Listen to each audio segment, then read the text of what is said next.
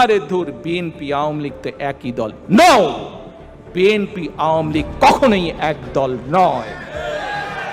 বিএনপির কোন নেতা সংসদে দাঁড়িয়ে বলেনি কোথায় সিরাজ শিকদার।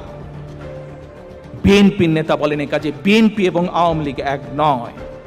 বিএনপি নিজের দলের লোকজনকে বিলিয়নিয়ার বানানোর জন্য কুইক রেন্টাল প্রজেক্ট করেনি।